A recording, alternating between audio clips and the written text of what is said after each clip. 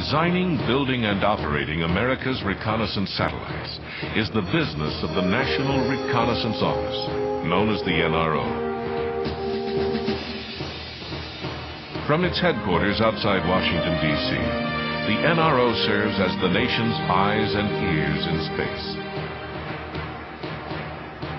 It evolved from the CIA Air Force team that developed the world's first spy satellites. Established in 1961, the NRO remained a highly secret organization until 1992.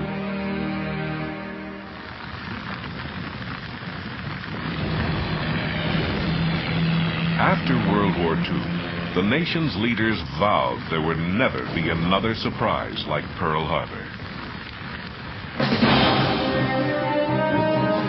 The increasing threat of nuclear war demanded some new way to assess the capabilities and the intent of the Soviet Union. What were the Soviets doing in their vast Eurasian heartland?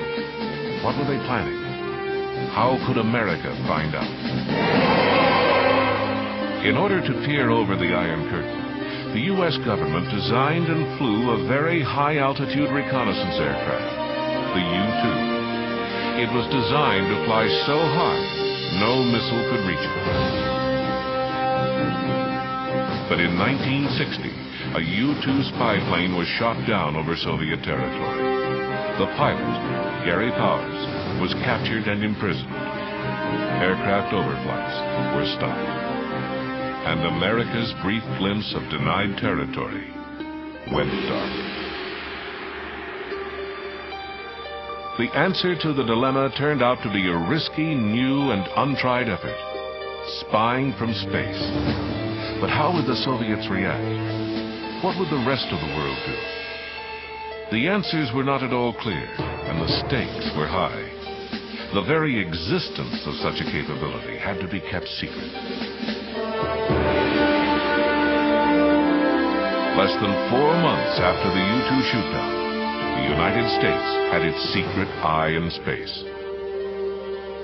It was the world's first in a series of photo reconnaissance satellites. Secretly called Corona, the program was the hard-earned achievement of the then super-secret National Reconnaissance Office. Thousands of people, working under tight deadlines and in the utmost secrecy, transformed the concept of taking pictures from space from theory into a reality. Their efforts were part of the space race, and their achievements are now recognized in the Smithsonian Institution's Space Race exhibit at the National Air and Space Museum.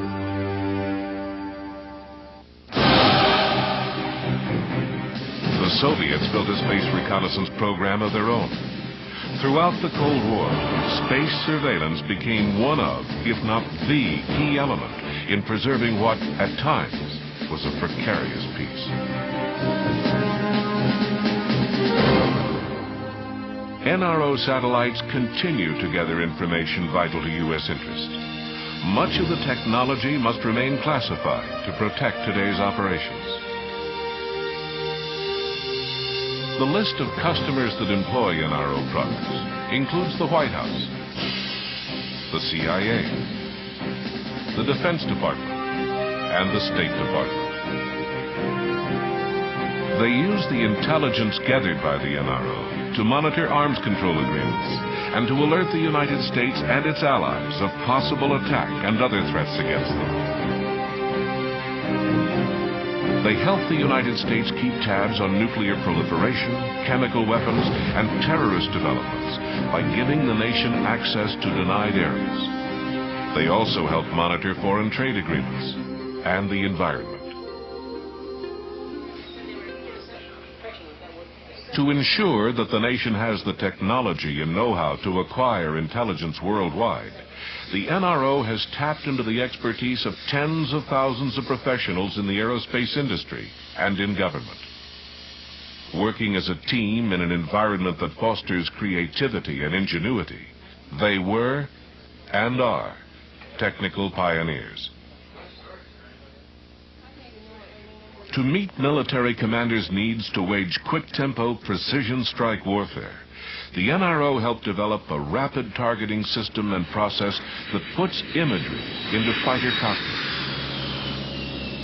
Using both archived and real-time imagery, the concept, referred to as sensor-to-shooter, brings target images, including ones gathered by NRO satellites, right into the aircraft.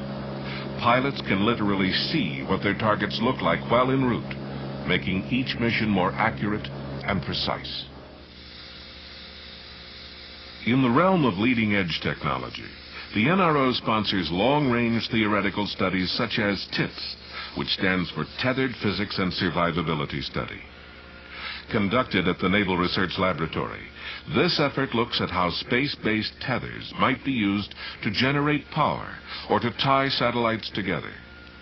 The idea is to reduce weight, allowing for smaller, less costly satellites, an immediate NRO goal.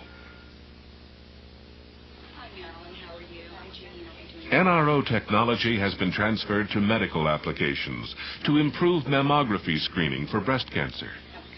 Using image enhancement techniques originally developed to find weapon systems, a patient's current mammogram is digitally aligned with previous mammograms. Matching areas are then subtracted, detecting and highlighting any changes. This helps the physician spot a potential tumor far earlier than traditional techniques.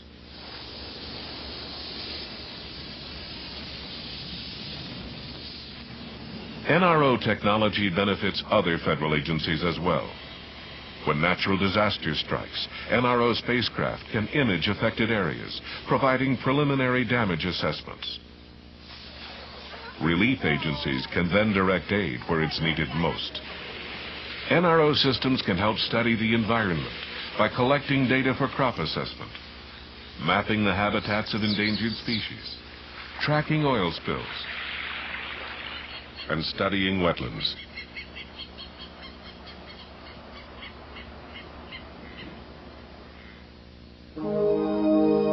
As we enter the 21st century, space operations play an increasingly critical role protecting U.S. interests around the globe. The NRO expects the increasing demand on its spacecraft to continue as they are relied upon to gather and relay intelligence rapidly and unimpeded from anywhere in the world, in peace and at war.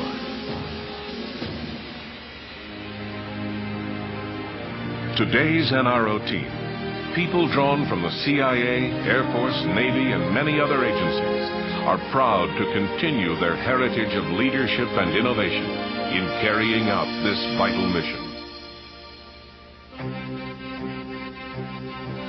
Which brings us back to the December morning in Vandenberg. K-13 is go for launch. In the new millennium, we will depend even more on satellite reconnaissance to dispel fear, warn of danger, and keep the peace. 7, 6, 5, 4, 3, 2, 1.